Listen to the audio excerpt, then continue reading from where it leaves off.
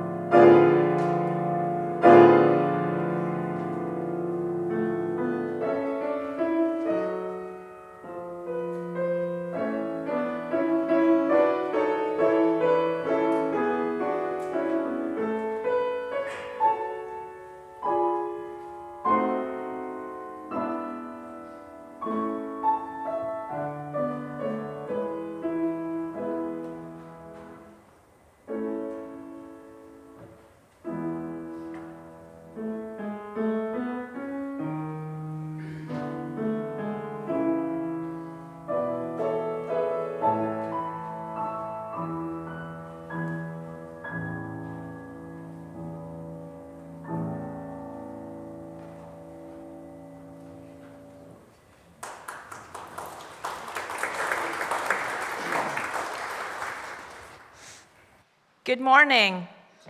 I am the Reverend Sabrina Trupia. I serve this congregation as affiliated community minister and sabbatical minister for the time being until the end of April.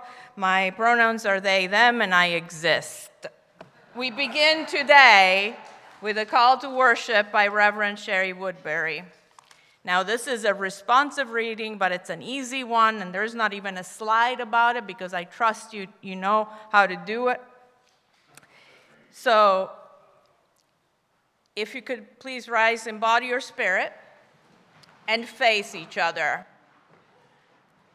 Face each other, each of the aisles, right? Like, look at each other in those, like this. Look at my fingers. Okay.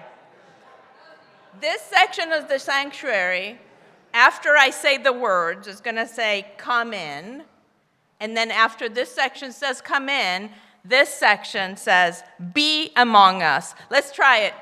Come in. Okay, let's do it. To all who are just getting started, to all who long to go deeper, to all with tender places needing care, to the ones who have healed and have care to give, for those who are curious and hungry to learn, for those who know that they have something to teach, for the ones who are just beginning to suspect they might nurture each other's becoming, to the young and the old, the innocent and the jaded, the fresh of mind and the deeply steeped.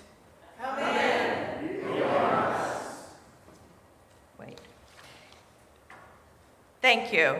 Now please stay risen, embody your spirit, and join us for our hymn of the month, number 188, Come, Come, Whoever You Are. This is going to be played as a round twice over. Thank you. And the choir will help you. Yes, we'll sing it in unison first, and then we'll do it twice as a round. This side gets to start, this side comes in second, just like we did in the reading. Here we go, anytime you're ready, Alan.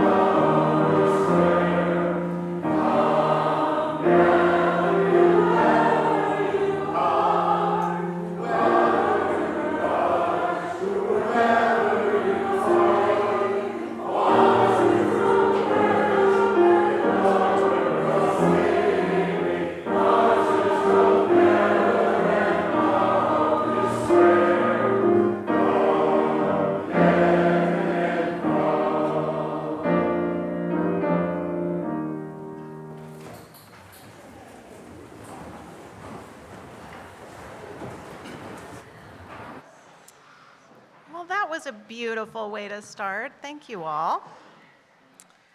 So the chalice reading this morning is a poem called Belonging. It's actually 2 words. You'd never know by the way I said that, but keep your ears tuned and see if you can hear it more. And it was written by Chad Snyder. To belong is to be longing for a space to be held, and that will hold friend, stranger, neighbor, other. For silences broken by songs of the silenced. For time that does not stretch, but in circles. To belong is to be longing. For wholeness of the beloved of all who belong and are longing.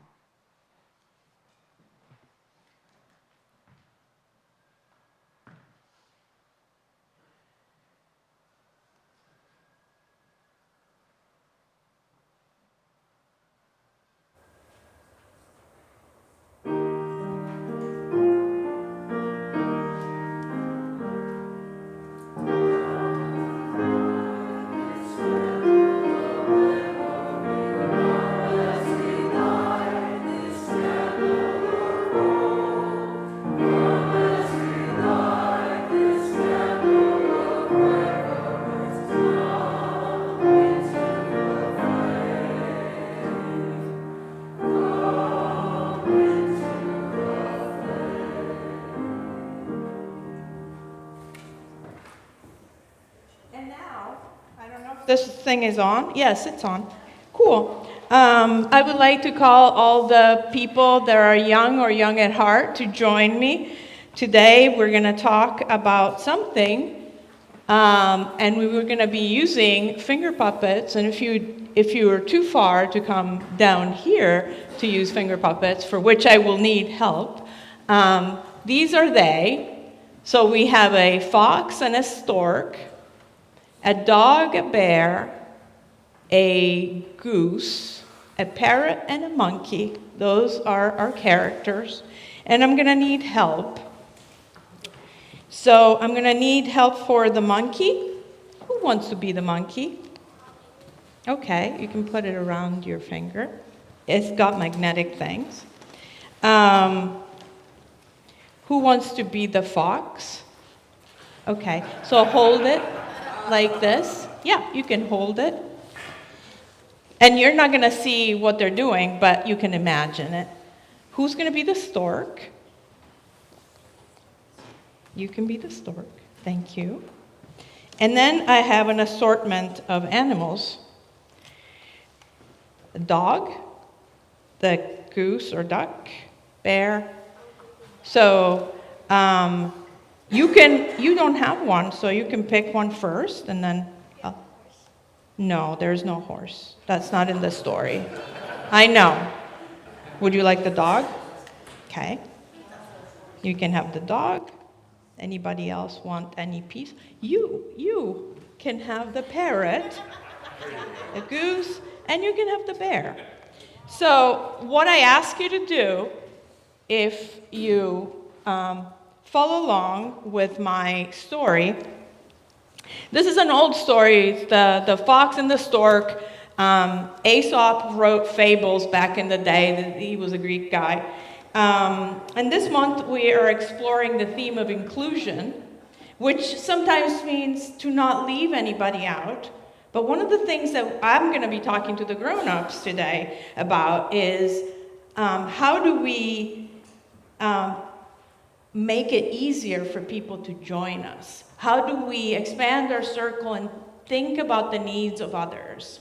So this story goes a little bit like this. When I mention your animal, you just, raise it up a little bit. So there was a fox who invited the bear, the monkey, the dog, and the stork for dinner. He cooked a beautiful soup, and he put it into really flat plates. And I don't know why you would want to do that.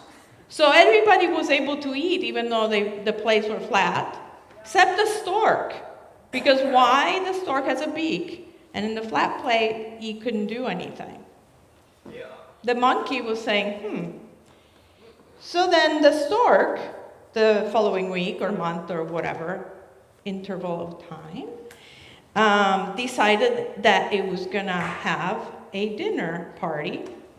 And he invited the parrot, the goose, the monkey, and the fox. Woo! It was a party. But, yay! That's the spirit. But because the stork is a stork, he served his food in long dishes. Very long, because the stork is what? Has a beak. So all the birds could eat, but the fox, the poor fox, could not get to it because he wouldn't fit. The monkey said, And so in the next period of time, the monkey thought about it and he invited everybody, the fox, the thing. But he said, hey guys, I'm going to have a dinner party. Why don't you bring your own favorite dish to eat from?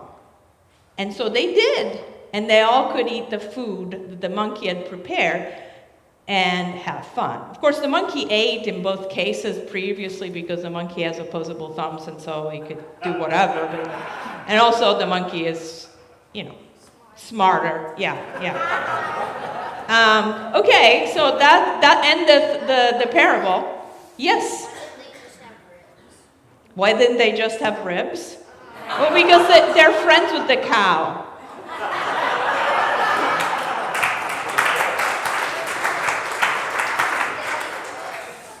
Well, I mean, some people like ribs, but some people would have difficulty eating ribs.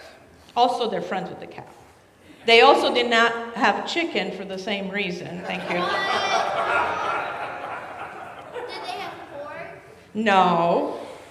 Thank you. Thank you for participating, and now you can go to your classroom.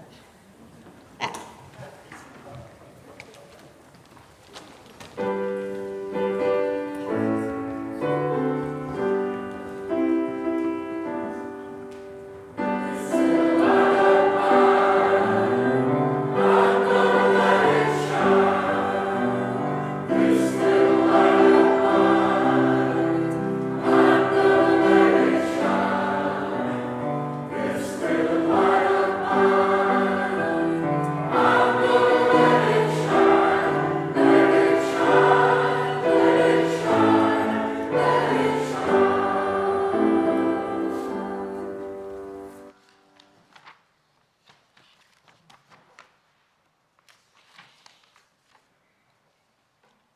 When we are present to each other's joys and concerns, we affirm each other's humanity.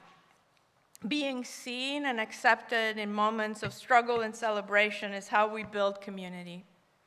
Now is the time in our service when we connect with one another by sharing our sorrows and concerns.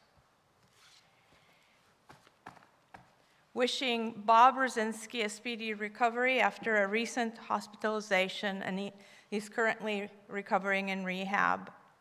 And our healing thoughts and prayer to Susan Knoll, who is recovering from a recent surgery, and celebrating the life of Marty Manley. Okay. I hope it works.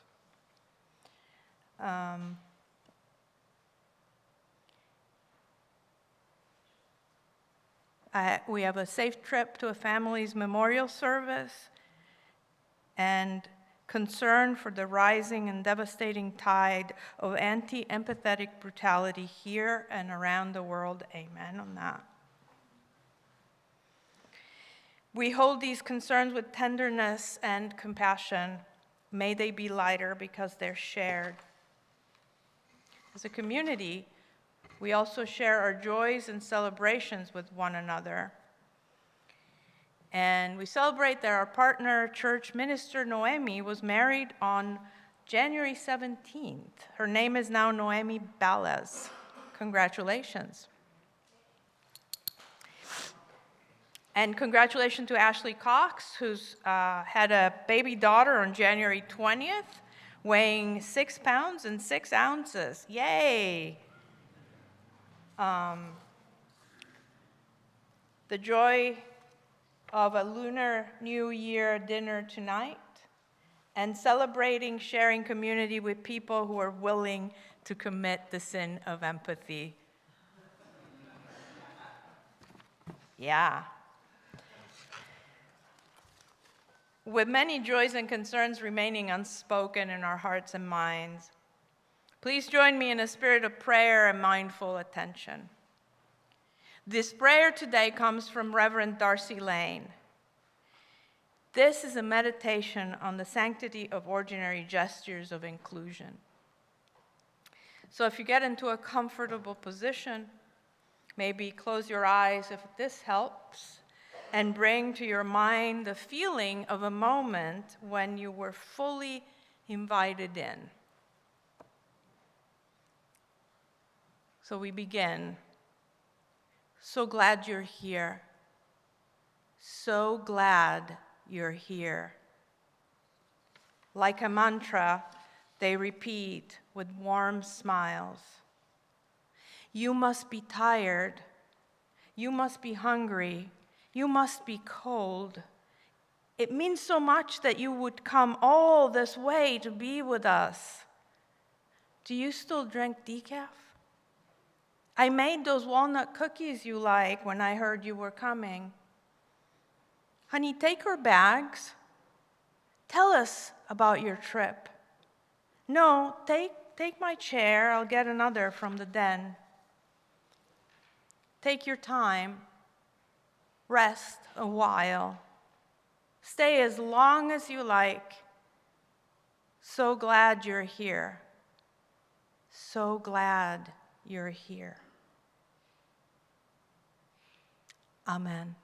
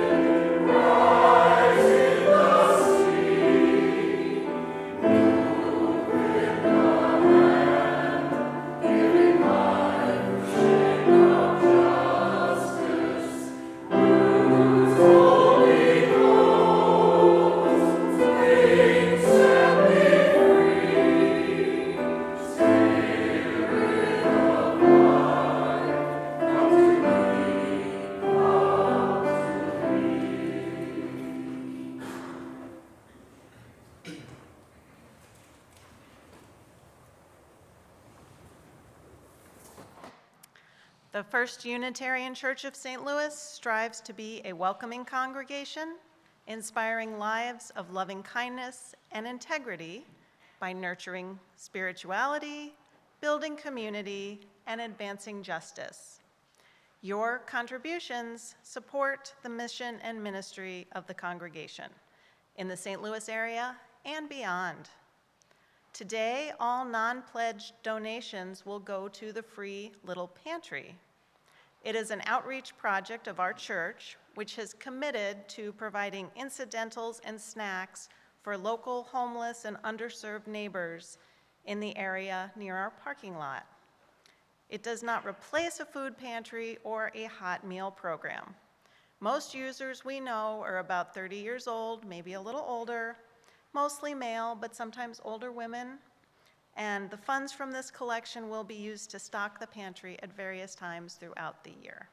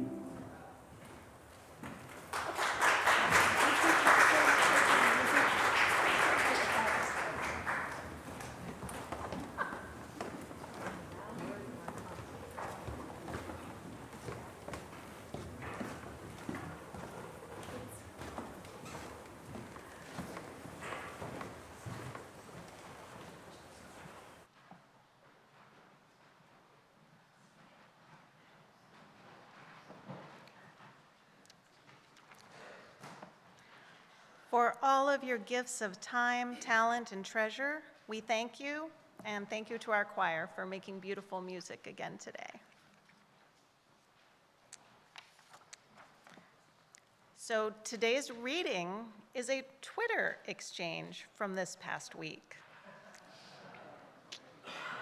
It's an argument between author Rory Stewart and Vice President J.D. Vance. The argument, however, started because of a tweet of known right-wing darling Jack Posobiec musing on something that the vice president said in an interview.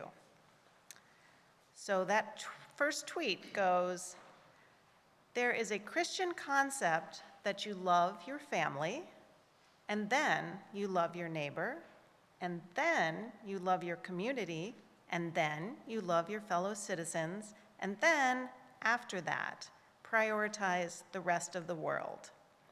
A lot of the far left has completely inverted that.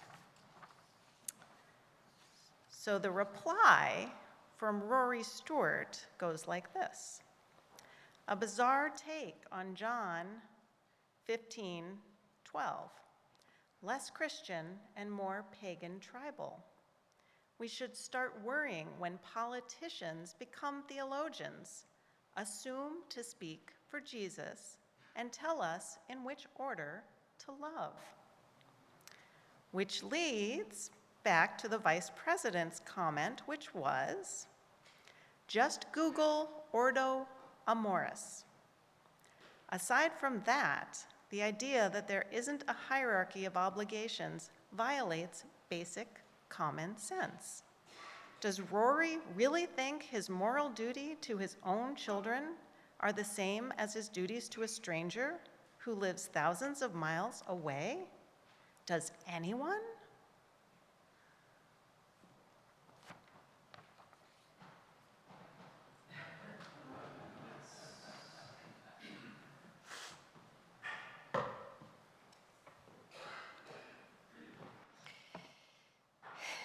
The hits keep on coming. I guess I couldn't have picked a better start of the month to preach about radical hospitality, launching the theme, February's theme of inclusion, given how this week, apparently, old school theological debates have become the purview of right-wing pundits and government officials. As you heard, President J.D. Vance encouraged us to Google the concept of Ordo Amoris in a tweet, and he caused a bit of theological ruckus in some social media corners. That debate went on. I just picked the first three things, because first thought, best thought, right? We already knew that J.D. is a literary hack, and now we also learned that he's a theological hack, a converted Roman Catholic who was obviously absent in body or perhaps in spirit when the priest discussed this phrase during catechism, if indeed that phrase was discussed. Now, this is a Latin phrase, Ordo Amoris, which comes from the theological thoughts of Augustine of Hippo a long time ago, and it means ordered love. Ordered love. As we heard, J.D. said that this is the order in which we're commanded to love, and it has to do with priorities. I love my family, then my neighbors, then the world, right? He implies this is a zero-sum game, that there's just a finite amount of love. The love is only applied to nearest neighbors first, and if we have extra, then it might trickle down to others. Trickle down religion after trickle down economics, right? However, the original idea doesn't even say this. It comes from the philosophical and probably Aristotelian concept of good knowledge and good love. In Augustine's interpretation, at least what I understand, the love of God is the best love ever.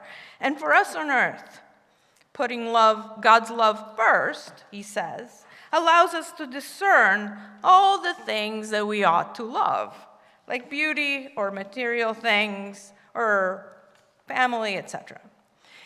This distinction has to do with virtue and sin, not with a hierarchy of who to love first. Because according to Augustine, God's love encompasses all. The order of love, as J.D. Vance interprets it, however, it's not even found in the Catholic doctrine. One might argue maybe he took it from there. But it's not even there because the concept of ordered love in the Catholic Church gives primacy to the virtue of charity, but does not order how charity is distributed. And I don't mean like the alms for the poor, just the virtue, the 7 heavenly virtues of charity. That's primary. Charity, hope, faith, etc. There is no trickle-down theory of charity. The Catholic Church maintains with the Apostle James that faith without works is dead, full stop. So in that, I kind of agree. Augustine is notoriously hard to read and commonly misinterpreted, especially when we just choose snippets of his works. And J.D. and his friends don't stop there. They go beyond misinterpreting the snippets. Their trickle-down hierarchy of love perhaps also comes from another source, C.S. Lewis of the wardrobe guy, and in which he talks about ordo amoris in a letter where he is reflecting how this concept could fit in his everyday life. And he says, to love you as I should, I must worship God as creator. This is like Augustine said. When I have learned to love God better than my earthly dearest, I shall love my earthly dearest better than I do now, because when first things are put first, second things are not suppressed but increased. You see, even he doesn't really say something first, second. He just says, with God's love, you sprinkle it on it and you just see the abundance of love. So what? We don't think about Augustine in the least, or C.S. Lewis, unless we're reading The Witch, the Lion, and the Wardrobe. What does it matter what J.D. Vance is saying? Well, for one, it matters because J.D. Vance is not alone in saying this. He wouldn't have dared tweet that if he wasn't assured that this was a thing.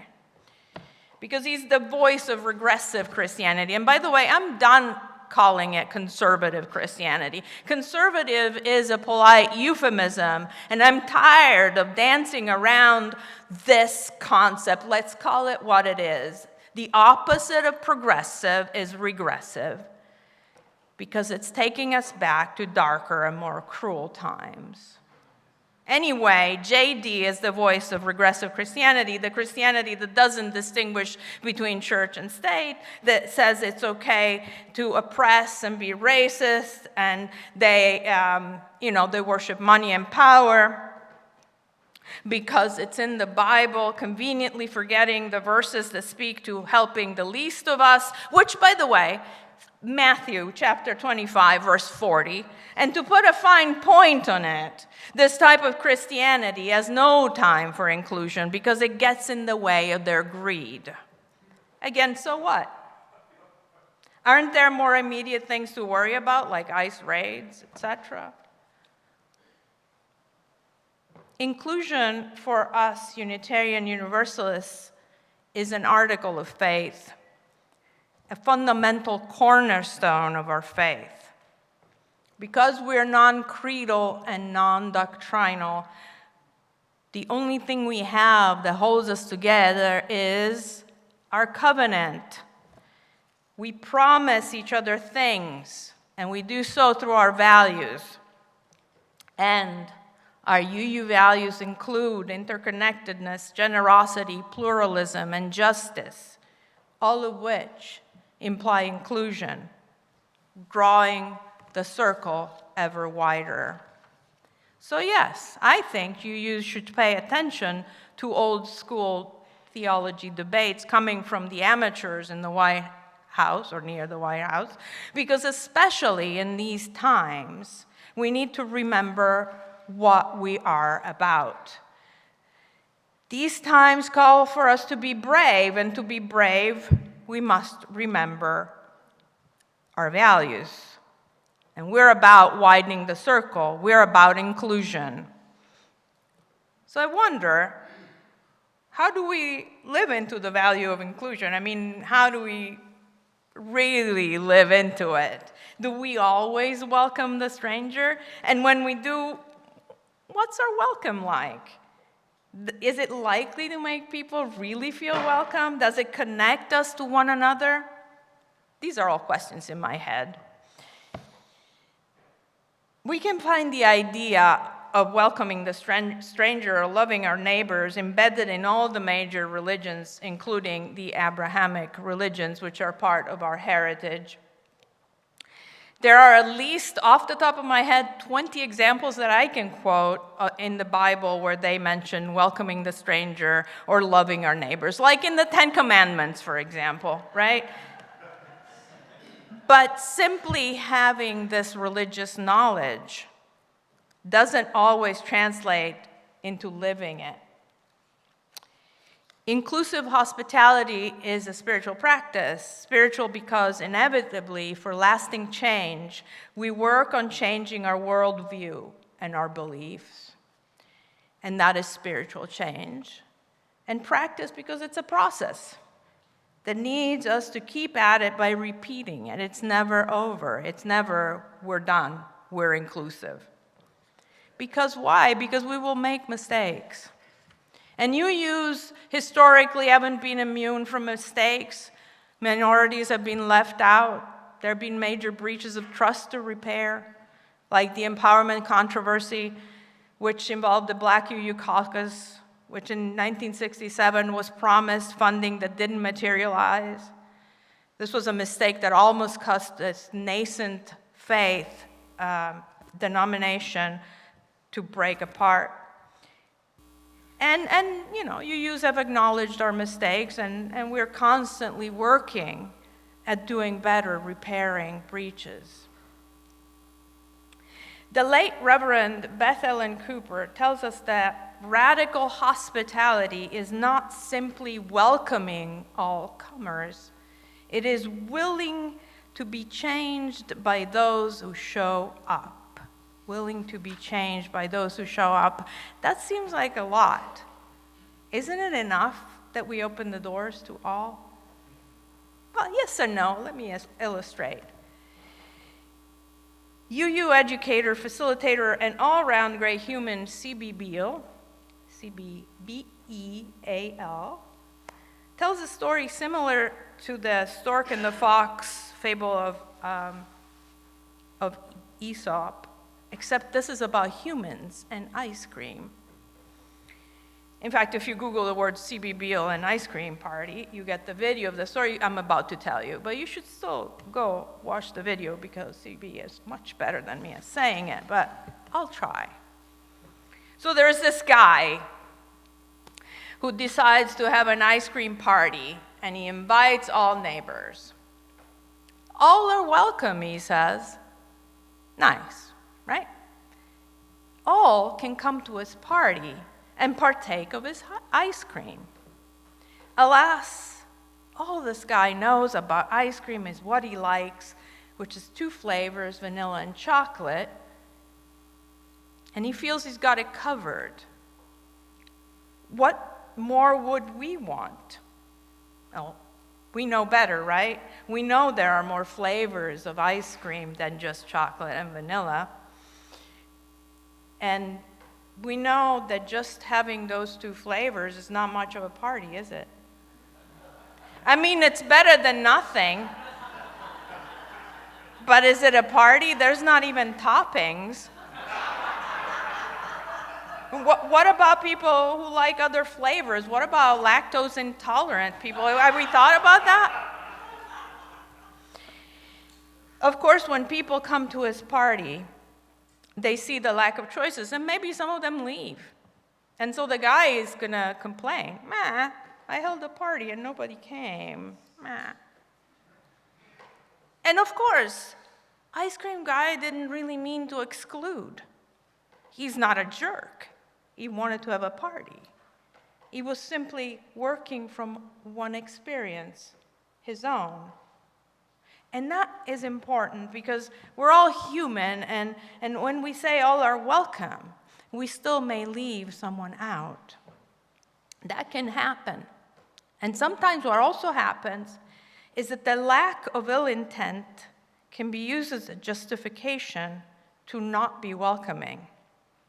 Intention superseding impact, right? I meant well.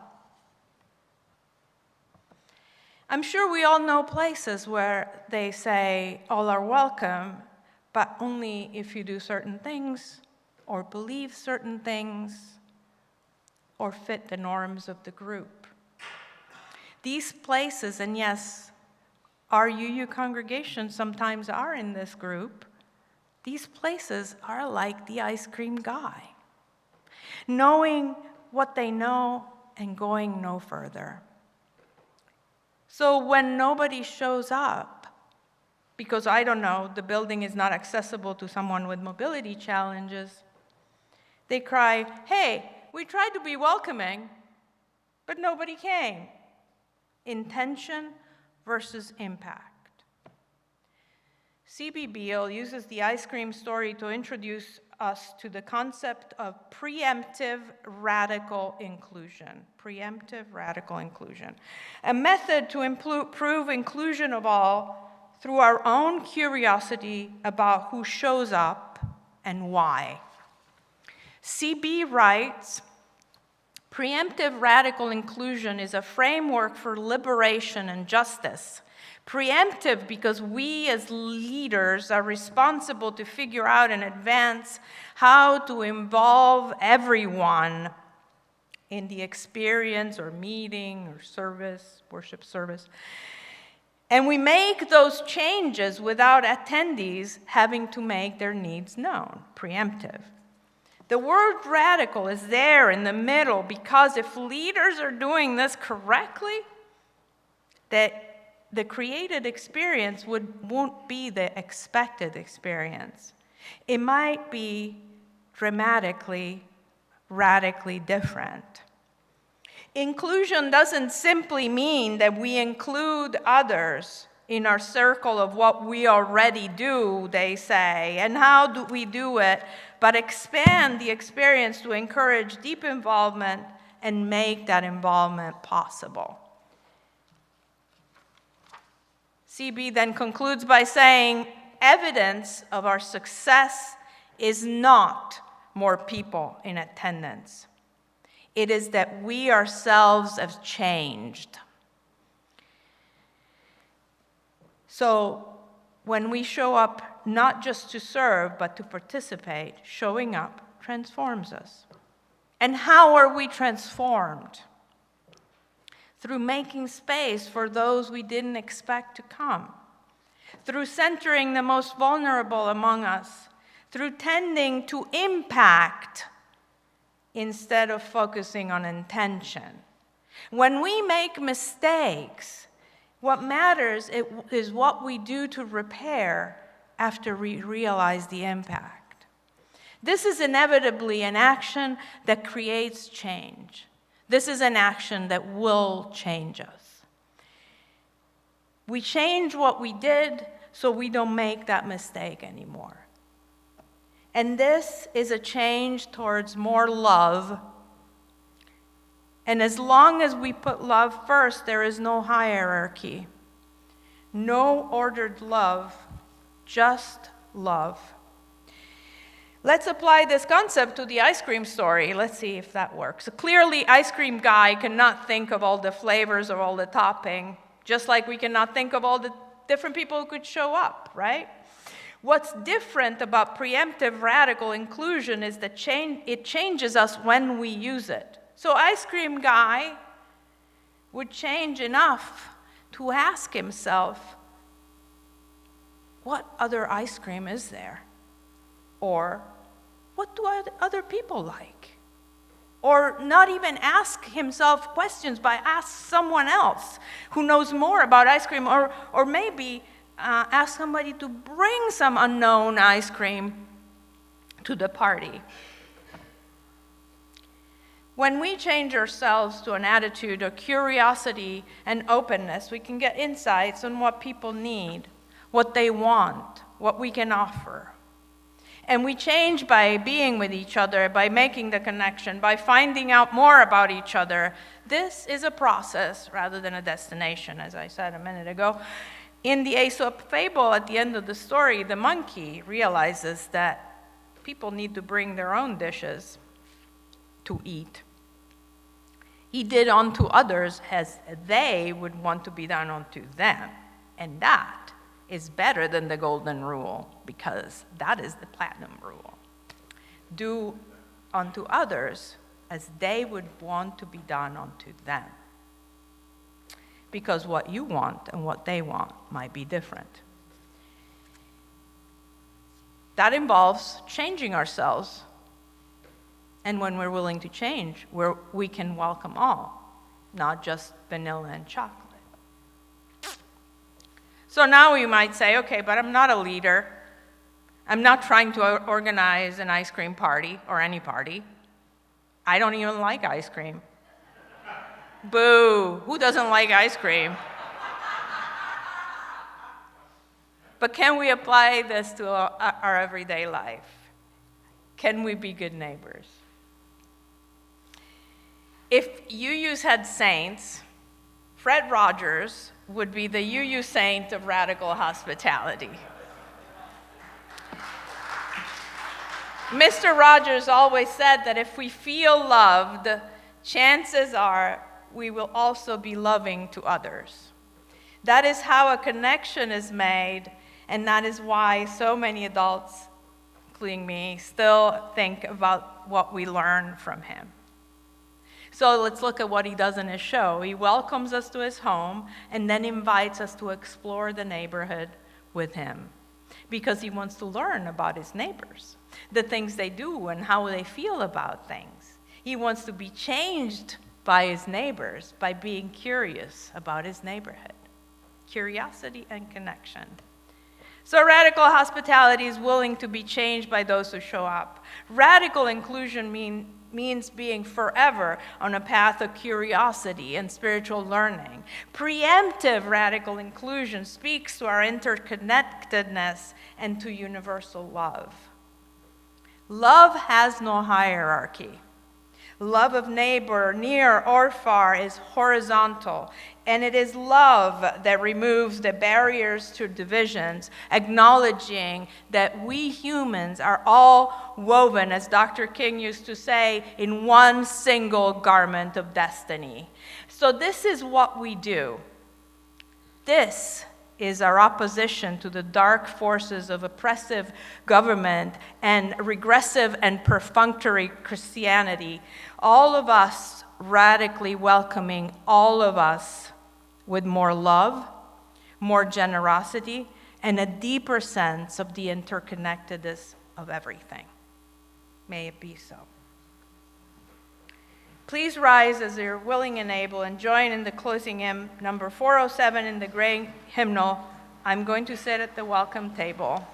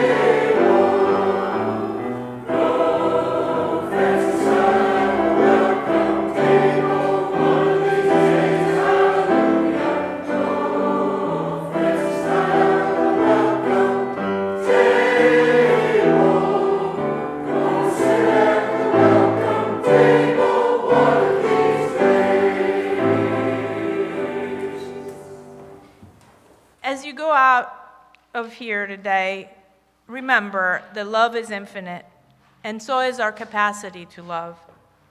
May we journey in the light of infinite love and be willing to be changed by our own radical hospitality. Amen. You may be seated for the postlude.